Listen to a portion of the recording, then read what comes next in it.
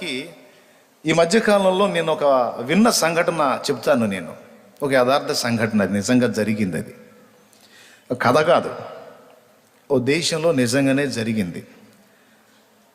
ఒక అబ్బాయి ఉన్నాడు. కాసేపు మీరు దయచేసి శ్రద్ధగా వినండి. ఇది ఒక్కటి చెప్తే మ్యాటర్ మీకు ఈజీగా అర్థమైపోయింది టోటల్గా. ఆ అబ్బాయికి ఒక చెయ్యి లేదు, ఒక చెయ్యే ఉంది. చిన్నవాడు. వాళ్ళున్న ప్రదేశంలో కుంగ్ఫు తెలుసా? కరాటే కుంగ్ఫు అంటారు కదా, కుంగ్ఫు అది చేస్తారన్నమాట. పాపం ఈ అబ్బాయికి ఒక చెయ్యే ఉంది, కానీ చిన్ననాటి నుంచి వీడికి ఒక కోరిక ఉంది, ఏంటంటే కుంగ్ఫు నేర్చుకోవాలని. తల్లిని అడిగాడు, అమ్మ నన్ను కుంగ్ఫు నేర్పే దగ్గర చేర్చండి అంటే, చేర్చడానికి నాకేం అభ్యంతరం లేదర్రా, కాకపోతే నీకు ఒక చెయ్యి లేదు గనుక మరి ఒక చేత్తో కుంగ్ఫు అంటే కష్టమవుతుంది అని తల్లి ఊరడించింది. కానీ తన మనసులో ఆలోచన పోలా. బాధపడ్డాడు, తన అవిటితనాన్ని చూసి బాధపడ్డాడు. కానీ మళ్ళా తండ్రిని అడిగాడు. తండ్రి కూడా అంతే చెప్పాడు, కుదరదురా, నిన్ను తీసుకెళ్ళి క్లాస్లో చేర్చాలన్నా సార్స్ ఒప్పుకోరు, నీకు నేర్పడం కష్టం, ఒంటి చేత్తో చేయలేవు, అది 2 చేతులతో చేయాలి, ఆలోచన వదిలేసి ఇంకా వేరేది ఏదన్నా చూసుకోవాలి. కొద్ది రోజుల తర్వాత మళ్ళా తండ్రి ఎదురుపడ్డప్పుడు మళ్ళీ తండ్రిని అడుగుతాడు, ఇసిగిచ్చుకుంటాడు. 3వసారి నిద్రపోతున్నప్పుడు తండ్రిని లేపు అడుగుతాడు, నా స్నేహితులు చాలామంది కుంగ్ఫు నేర్చుకుంటారు, నేను కూడా నేర్చుకుంటున్నానా అంటే అప్పుడు తిడతాడు, ఒరే నువ్వు కుంటి చేతోడివి. ఎవరివి? కుంటి చేతోడివి, నీకు ఒంటి చెయ్యే ఉంది. కుంగ్ఫు అంటే ఏందిరా? ప్రత్యర్థి కొట్టే దెబ్బని ఒక చేత్తో ఆపి మరో చేత్తో నువ్వు దెబ్బ కొట్టాలి. నువ్వు ఉన్న చేత్తో వాడు కొట్టే దెబ్బల్ని ఆపుకొనే సరిపోయింది. నువ్వు కొట్టేది ఎక్కడరా? కొట్టేదానికి ఇంకో చెయ్యేది. నోరు మూసుకొని నువ్వు దేనికి పనికిరావు గనక ఇంటికాడ కూర్చో, పిచ్చి వేషాలు వేయొద్దు అని తిట్టి పండుకుంటాడు. పాపం ఏడ్చుకుంటాడు, బాధ కలిగిద్ది. కొంచెం యుక్త వయసు కూడా అవుతాడు, అయినా తన ఆశ తీరదు. సరే, తండ్రి ఈ మాట అన్న తర్వాత ఇక ఇంట్లో నుంచి బయలుదేరుతాడు బయటికి. యుక్త వయసు కూడా అయ్యాడు కదా, తెలివితేటలు వచ్చేసినాయి కదా, ఇంట్లోంచి బయటకు బయలుదేరి తిరుగుతాడండి. అనేక మంది గురువుల దగ్గరికి వెళ్తాడు, నాకు ఇది నేర్పండి, కుంగ్ఫు నేర్పండి అని. పాపం చూసిన వాళ్ళందరూ 2 చేతులు ఉంటే చేయొచ్చు కానీ ఒంటి చేత్తో చేయలేవు, పో పో పో అందరూ పంపేస్తారు. తిరిగి తిరిగి తిరిగి తిండి తిప్పలేక చిక్కి శల్యమైపోతాడు. కానీ తన అంతరంగంలో ఉన్న పట్టుదల మాత్రం వదిలిపెట్టాడు. చివరికి ఒక గురువు దొరుకుతాడు, ఈ విద్య నేర్పేవాడు. వాని దగ్గరికి వెళ్తాడు. అప్పటికే నీరస పడిపోయి ఉంటాడు. అతని అవతారం, అతని వాలకం చూసి ఆ గురువు, ఏంటి ఇలాగున్నావు నువ్వు, ముందు ఆహారం తీసుకో అని చెబుతాడు. అంటే లేదండి గురువు గారు, నాకు ఒక మాట ఇస్తే నేను తింటాను అంటాడు. ఏంటంటే, నాకు కుంగ్ఫు నేర్పుతానని చెప్పండి, నేను అప్పుడు తింటాను, లేకపోతే ఇలాగ చచ్చిపోతాను అంటాడు. మీరు కూడా కాదంటే ఇక నాకు వేరే దిక్కు లేదు, చావు ఒక్కటే నా దిక్కు అంటాడు. అప్పుడు ఆయన ఏం చేశాడంటే, సరే నేను నేర్పుతాను, ముందు అన్నం తిని అంటాడు. అప్పుడు వీడేమంటాడంటే, తినను, ముందు ఏదో ఒకటి క్లాసు మొదలు పెట్టండి, అప్పుడు నేను తింటాను అంటాడు. మీరు ఒక క్లాస్ చెప్పండి నాకు, అది నేను సాధన మొదలుపెట్టి కొంచెం సేపు సాధన చేసి అప్పుడు తింటాను అంటాడు. అప్పుడు ఆయన ఒకే ఒక్క పంచ్ అతనికి చూపిస్తాడు, దీన్ని సాధన చేయి అంటే పక్కకెళ్ళి వెంటనే సాధన మొదలు పెడతాడు. ఆ ఆశ కలిగి ఉన్నాడు కదా, వెంటనే సాధన మొదలు పెడతాడు. మొదలుపెట్టి చేస్తాడు సాధన. ఎంతసేపు చేస్తాడు, ఎంతగా చేస్తాడంటే, తిండి తిప్పలేక సొడబడి ఉంది కదా ప్రాణం, స్పృహ తప్పేదాకా చేస్తాడు. అది చేస్తా చేస్తా పడిపోతాడు. ఆయన ముఖాన్ని నీళ్లు చల్లి వానికి లేపి ఆహారం పెట్టి ధైర్యపరుస్తాడు. ఇక రోజు చెప్తాడనమాట, ఏంటంటే 6 నెలలు నేర్పుతాడు. ఆ ఫస్ట్ చూపించిన పంచ్ ఒక్కటే నేర్పుతాడు, ఇంకా ఏది నేర్పడు. పంచ్ అంటే తెలుసు కదా, కొట్టేదండి. కిక్ అని కూడా అంటారు. పంచ్ అంటే మళ్ళా ముసలోళ్ళు కట్టుకునే పంచలు అనుకునేరు. అంటే మన దగ్గర పాప అన్ని తరగతులలో ఉంటారు కదా, అందుకని అర్థమయ్యేటట్టు చెప్పాలని నా తిప్పలు. ఆ ఒక్కటే నేర్పుతాడు 6 నెలలు. మిగిలిన వాళ్ళందరికేమో రకరకాలై నేర్పుతాడు. పాపం వీడికి డౌట్ వస్తానే ఉంటుంది. ఒంటి చేతోడు నేను కూడా కాదంటే పోయి సస్తాడు అనుకున్నాడో ఏమో, నేర్పుతున్నట్టే ఉన్నాడు, నాకేం నేర్పట్లా. ఎన్ని రోజులు పట్టినా అదొక్కటే చెప్తున్నాడు కానీ ఇంకో రెండోది చెప్పట్లా అని మనసులో అనుకుంటూ ఉంటాడు. వాళ్ళు వీళ్ళు రకరకాలు నేర్చుకుంటా వాళ్ళు ఎగతాళి చేస్తుంటారు మిగిలిన వాళ్ళు. వాళ్ళకి రోజుకో క్లాసు రకరకాల ఐటమ్స్ నేర్పుతూ ఉంటాడు. పాపం వీడికేమో ఎప్పుడన్నా చూడ ఒకటే. 6 నెలలు ఈరోజు మారుస్తాడు క్లాసు, ఈరోజు మారుస్తాడు, ఈరోజు చెప్తాడు, ఈరోజు ఇంకోటి చెప్తాడు, ఈరోజు ఇంకోటి చెప్తాడు, ఏం చెప్పడు. ఇక 6 నెలల తర్వాత తోటి వాళ్ళ అవమానం తట్టుకోలేక వీడికి కూడా విసుగు వచ్చేసి, గురువుగారు నేను నేర్పను అని ఒక మాట చెబితే పోయి ఆ రోజే నేను ఏదో అయిపోయేవాడిని కదా, నేర్పుతాను రమ్మని పిలిచారు, అన్నం పెట్టారు, ఏదో క్లాస్ చెప్తున్నట్టే ఉన్నారు. కానీ 6 నెలలుగా వీళ్ళందరికీ అంతే చెప్పారా మీరు? వీళ్ళందరికీ రకరకాల ఐటమ్స్ నేర్పించారు కదా, నాకెందుకు గురువుగారు ఆ ఒక్కటే చెప్పారు? మీరు నన్ను మోసగించారు, నాకు చాలా బాధగా ఉందని ఏడుస్తాడు. అప్పుడు ఆయన ఏమీ ఫీల్ కాకుండా చాలా సీరియస్గా అతని ముఖంలో చూసి చెప్తాడు, హలో,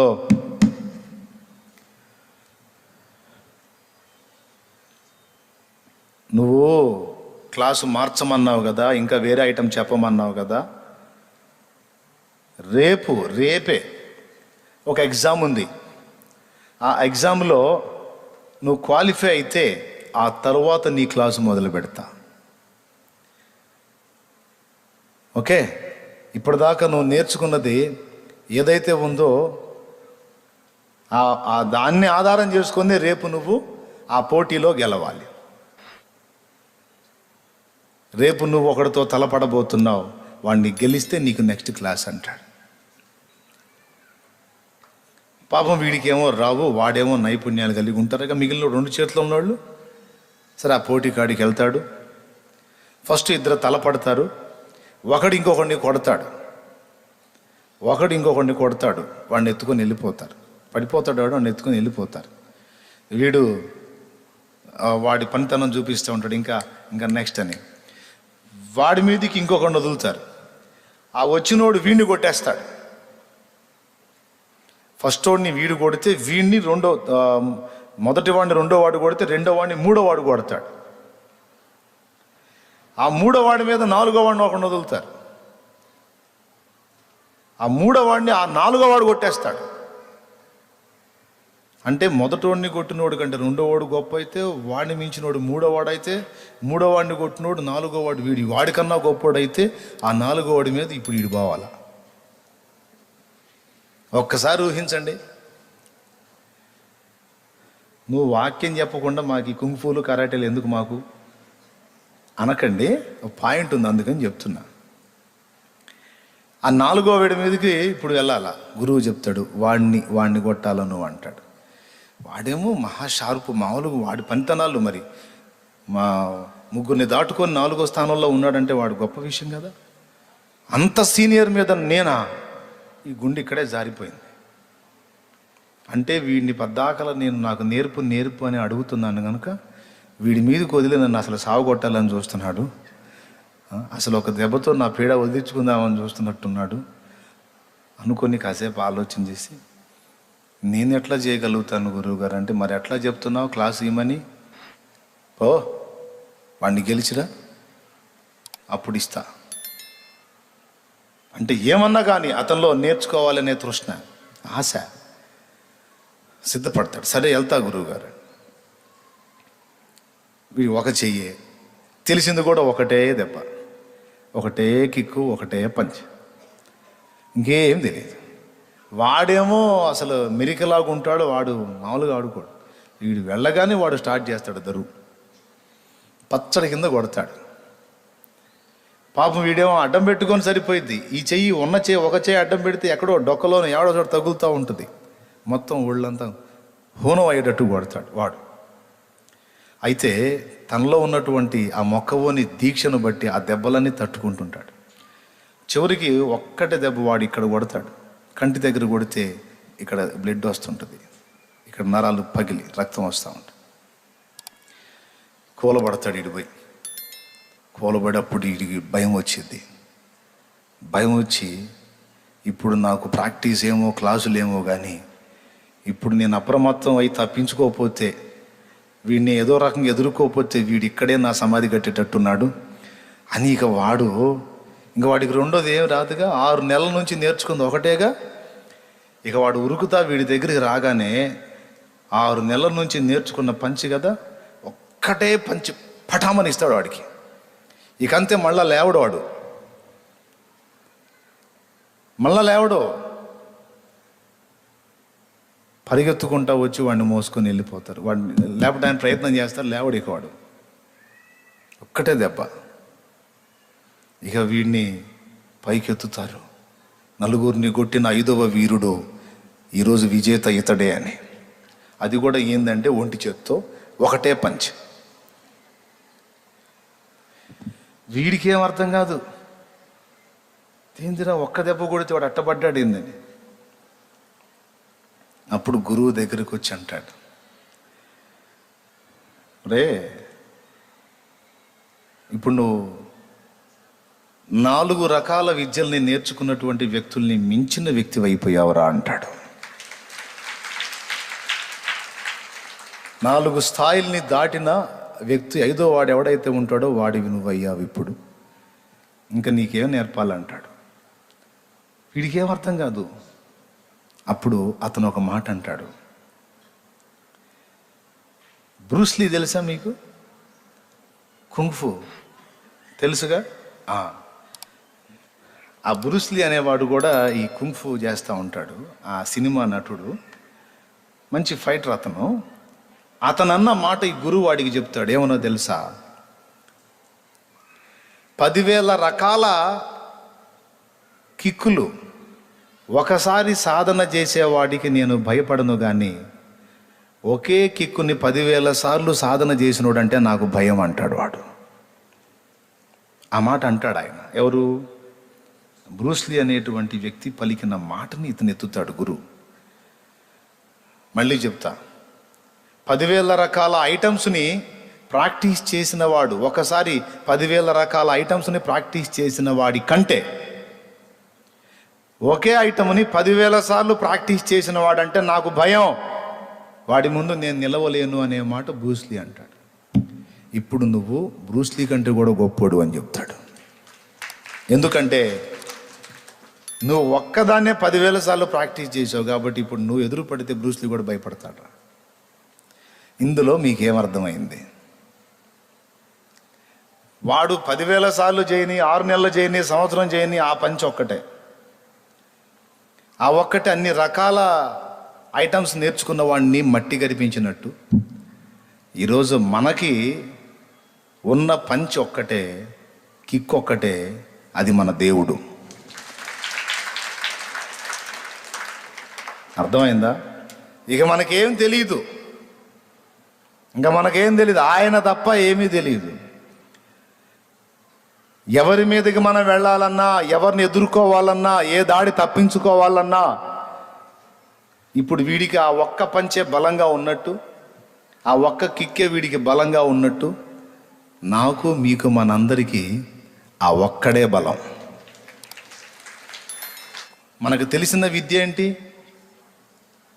ఆయనే. మనకు తెలిసిన జ్ఞానం ఏంటి? ఆయనే. మనకున్న బలం ఏంటి? ఆయనే. మనకున్న భద్రత ఏంటి? అనండి, ఇంకేమన్నా ఉందా? అంతకు మించిన భద్రత, అంతకు మించిన బలం లేదు. మన బలం, భద్రత, మన విద్య ఆయనే. ఎవరాయన? ఏం పేరు ఆయన పేరు? నజరేయుడగు యేసు. హల్లెలూయా. నజరేయుడగు యేసు. నా మూలంగానే రాజులు జయముందెదరు అన్నాడు. నా మూలంగానే దరిద్రులు సంపన్నులగుదురు అన్నాడు. నా మూలంగానే ఒకడు నిత్యత్వాన్ని స్వతంత్రించుకుంటాడు అన్నాడు. నా మూలంగానే ఒకడు నిత్య సుఖాన్ని స్వతంత్రించుకోగలుగుతాడు అన్నాడు. అన్ని తన యందు కలిగిన ఒకే ఒక్క దేవుడు మన ప్రభు అయిన యేసుక్రీస్తు. చెప్పండి, మీ బలం ఎవరు? అందరూ చెప్పండి, ఎవరు మీ బలం? ఇంకోసారి చెబుతారా గట్టిగా? ఇంకెవరన్నా ఉన్నారా? ఆయనేనా? రైట్. మీకు తెలిసిన విద్య ఏంటి? బలం దేవుడు. మీకు తెలిసిన విద్య ఏంటి? ఆయనే అనకండి. మీకు తెలిసిన విద్య ప్రార్థన. ఏంటి? అది మనకు తెలిసిన విద్య. చేతబడోడిదన్నా వర్కౌట్ అవుతో కాదో తెలియదు, కానీ సరిగ్గా మనం మోకాళ్ళు వేసి పెనుగులాడామనుకో సూర్య చంద్రాదులు రివర్స్ అయ్యే పరిస్థితి కూడా ఉంటుంది. సూర్యుడా నువ్వు అక్కడ ఆగిపో, చంద్రుడా నువ్వు ఇక్కడ ఆగిపో అని పలికాడు యెహోషువ. ఏం జరిగింది? టోటల్ విశ్వభ్రమణమే 24 గంటలు నిలిచిపోయింది. అబద్ధం కాదు గ్రంథం. కాబట్టి నా ప్రియులారా, మనకు బలం ఎవరు అంటే మన దేవుడే. మనకు తెలిసిన విద్య ఏమిటి అంటే ప్రార్థన. మనకున్న ఆయుధం ఏమిటి అంటే సత్యవాక్యం. దేవునికి మహిమ. రెండంచులు గల ఖడ్గం సత్యవాక్యం. మనకు ఏదైనా కావచ్చు, ఏ పరిస్థితి అయినా కావచ్చు, ఏ మనుషుని దగ్గర సహాయం వచ్చినా రాకపోయినా మోకాళ్ళుని ఆయన్ని సంధించి ఎన్నో పొందగలిగాం, పొందుతున్నాం, పొందబోతూ ఉన్నాం. పొందలేదా? నేను ఆపత్కాలంలో ఆయనకు మొర్రపెట్టి ఏమీ పొందలేదన్నోళ్ళు ఎవరన్నా చేయెత్తుతారా? ఎన్నో పొందానన్న అన్నోళ్ళు చేయెత్తండి. విస్తారంగా పొందారు. కాబట్టి నా ప్రియ దేవుని బిడ్డలారా, మన బలం ఆయన, మన విద్య ప్రార్థన, మన ఆయుధం ఆయన వాక్యం, మన జ్ఞానం కూడా ఆయనే. ఎవరో? దేవుడే మన జ్ఞానం. లేకపోతే ఈ అంధకారం నిండిన లోకంలో ఆయన జ్ఞానం మనకి ఇవ్వకపోతే మనం బ్రతికేడవటం సాధ్యమయ్యే పని కాదు. పవిత్రతను కాపాడుకొని ఆయన నీతిలో నడవటం సాధ్యం కాదు. ఆయనే ఇవ్వాలి ఆ జ్ఞానాన్ని కూడా. అందుకే చెప్తున్నాను, దేవుడే మన సొంతం అయితే, దేవుడే మనతో కూడా ఉంటే ఇప్పుడు మనం చెప్పుకున్నవన్నీ ఆయన ద్వారా మనకు లభించగలుగుతాయి కనుక, ఆయన ఎప్పుడు ఇవ్వాలో ఎక్కడివ్వాలో ఆయనకు తెలుసు కనుక నేను చెప్తున్నాను, ఆయనని మనతో కూడా కలిగి ఉంటున్నట్లు ఆయనతో కూడా మనం నడవటానికి మనల్ని మనం ఆయన చేతికి అప్పగించుట ఎంత మంచి పని, ఎంత ఉత్తమమైన పని. కాబట్టి మీకు అందరికీ చెప్తున్నా, మోకాళ్ళుని అడిగినప్పుడు నువ్వు దేవుడు ఇచ్చేది కాదు, దేవుణ్ణే అడుగు.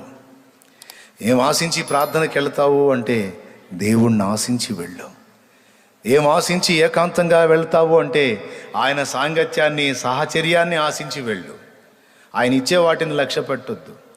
నువ్వు ఇచ్చేవి కాదయ్యా, నువ్వు కావాలి, నీతో నడవాలి, నీతో నిలవాలి, నీతో గడపాలి, నీ పొందు కావాలి. Praise the lord. హల్లెలూయా. అదే అడగాలి.